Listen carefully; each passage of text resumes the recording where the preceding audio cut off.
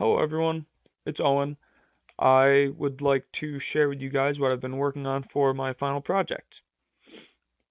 For this final project, I again am going back to the NFL and I'm applying the hierarchical clustering model that we learned last week to NFL quarterbacks and NFL quarterback metrics from the 2023 season. So I just ran my RMD. Um, the data that I gathered was from Pro Football Reference and Next Gen Stats. So obviously, loading in our packages to start, Tidyverse for wrangling, and then Basketball Analyzer, um, which, as you guys are all familiar with, because we've been using it for the past few weeks. And I'm sorry, that's for the clustering model. Um, All right, so first we read in passing data from Pro Football Reference, do some housekeeping for column names, row names, whatnot for readability and for our joins. Then we read in the next gen stats data and rushing data. The next gen stats features that I wanted to use were time to throw, aggressiveness percentage, and air yards to the sticks. Then we do some more feature selection. Um, I transform the rushing statistics for the full year into per game stats, and then I replace some special characters. Again, just for joining purposes, just overall just housekeeping.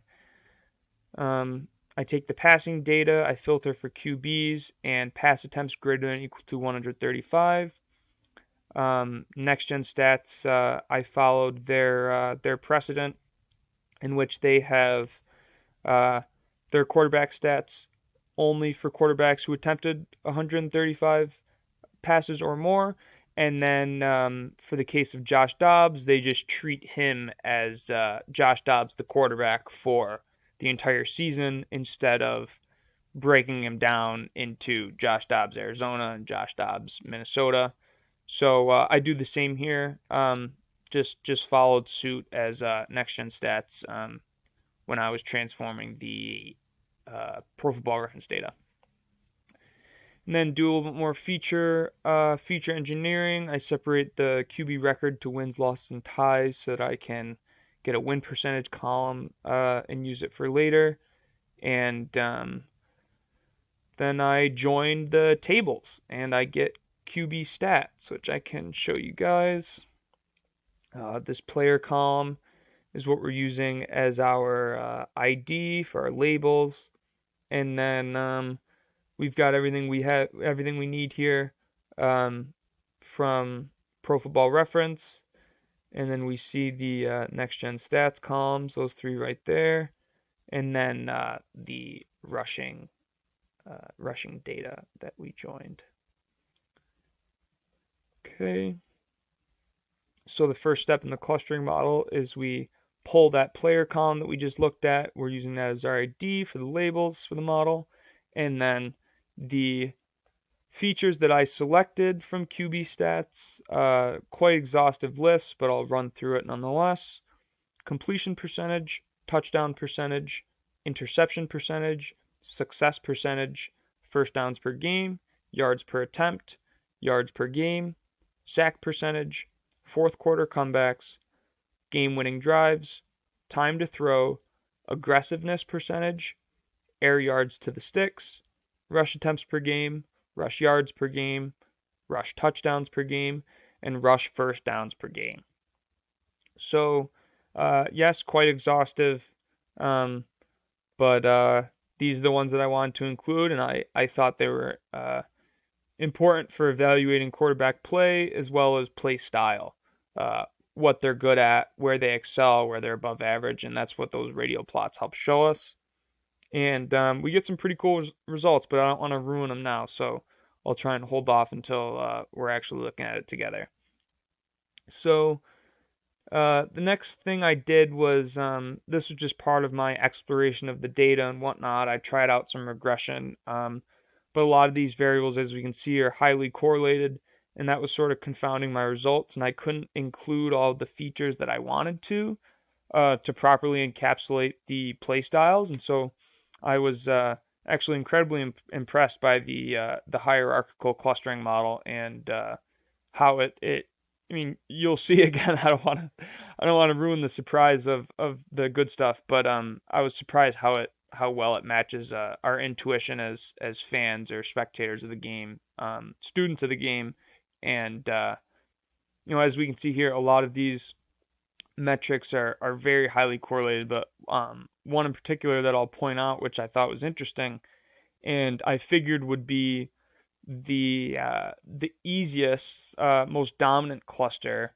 And when you think of quarterbacks, you think of pocket passers, and then you've got your rushing quarterbacks. And the box that I'll point out is the moderate negative correlation between aggressiveness percentage and rush attempts per game.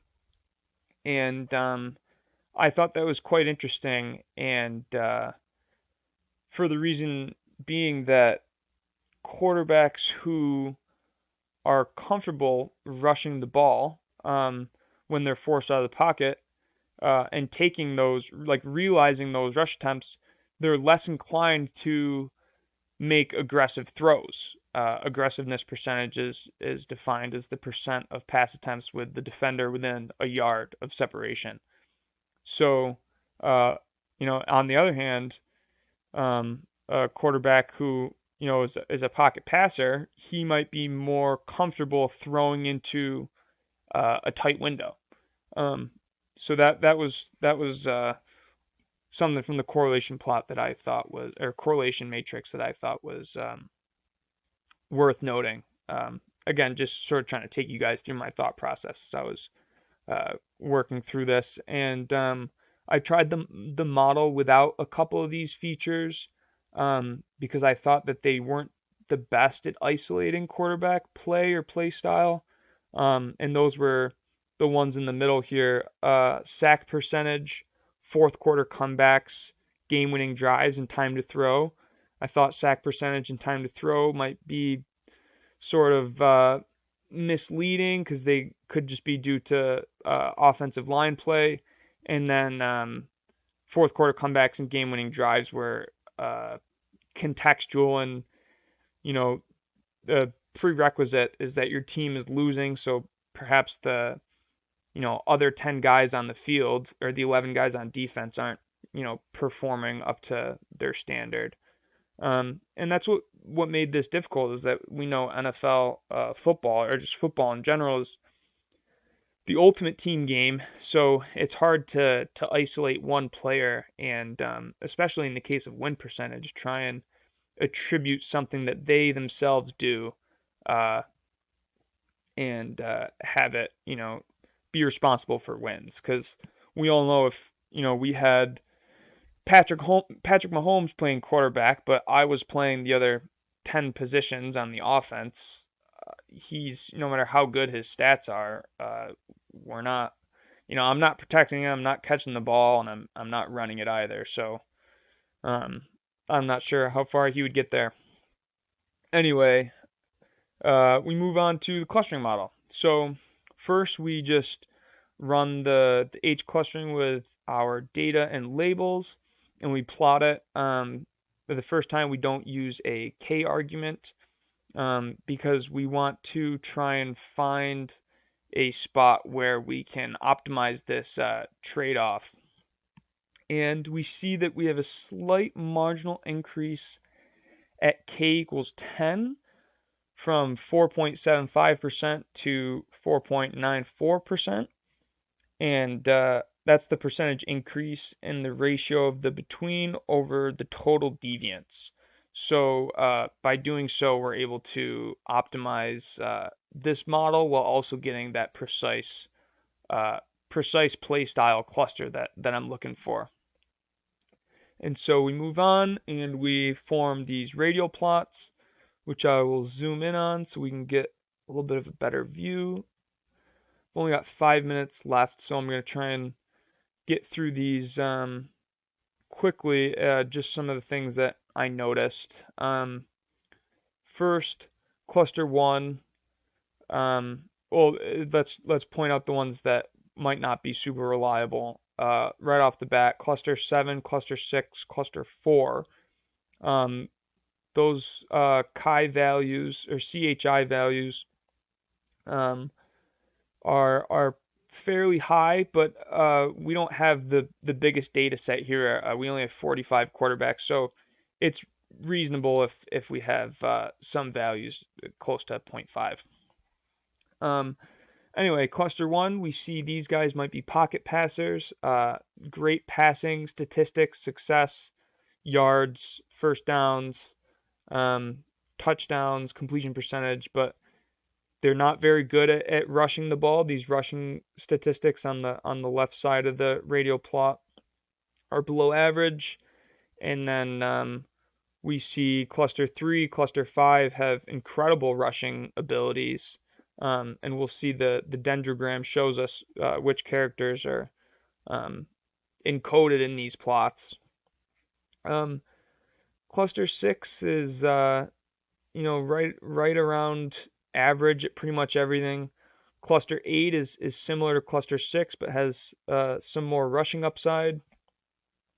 Cluster 4 is about league average in just about everything besides game-winning drives and fourth quarter comebacks. So that could just be an anomaly cluster. And then we see cluster 7 has high interceptions, high aggressiveness percentage, which is interesting to see. So these guys might be forcing it into tight windows, and it might not be paying off for them. Cluster 9 looks like same thing. Aggressiveness percentage is rather high, and they're throwing a lot of interceptions. Cluster 10 takes a lot of sacks, but is not very aggressive throwing the ball. Which again, if you're not making that aggressive throw and you're not running it either, you very well may be getting sacked in the pocket. And so these radial plots are great, but they're even cooler when we accompany them with the dendrogram of our quarterbacks. And so we can see here cluster 1 that we looked at and saw they were pocket passers and maybe not the most promising rushing upside. We see Joe Burrow, Kirk Cousins, Brock Purdy, Patrick Mahomes, Matthew Stafford, Jared Goff, and Tua Tagovailoa. Obviously, these clusters aren't going to be perfect, but guys like Stafford, Goff, and Tua, I think fit that cluster, that radial plot pretty well. But I've seen Patrick Mahomes and Brock Purdy move and get first downs with their legs. So these clusters aren't going to be perfect, but it's interesting how they're able to pick up on this sort of thing. One that I want to point out before I run out of time here is with these rushing quarterbacks we see. We see Kyler Murray, Josh Dobbs, Justin Fields, Lamar Jackson, Jalen Hurts, Josh Allen. So cluster 3 is just Josh Allen and Jalen Hurts. Cluster 5 is Lamar Jackson, Justin Fields. Cluster 3, we see rush touchdowns per game is very high, but they're not getting as many yards, whereas cluster 5, they're not converting on the touchdowns, but they're getting plenty of yards, and they're rushing it a lot. So that's a cool distinction between Justin Fields and Lamar. Those guys are getting all the yards. They might not be getting the payout in the red zone, whereas Jalen Hurts and Josh Allen, we've seen get a lot of designed runs in the red zone and convert them for touchdowns. Furthermore, it's very interesting that Daniel Jones and Tommy DeVito are in the same cluster, and it's just them two because that suggests there could be some sort of scheme hiding in the background, encoded in these numbers, because those two guys played quarterback for the Giants last year. So perhaps there's something that the model's not accounting for. And then lastly, just quick, I just have an output of win percentage in these clusters. So those first few that we mentioned with the big name quarterbacks, they have better win percentages. And this last output is the accompanying clusters. Thanks, guys. I think that uh, fits everything into 15 minutes or just a little bit over. Um, yeah, this was really cool. I had a lot of fun, applying this to the NFL and seeing how this model is able to reinforce and just better my understanding of football. I hope you guys thought it was cool, and I can share the RMD so you guys can check it out. So, thanks, guys. See ya.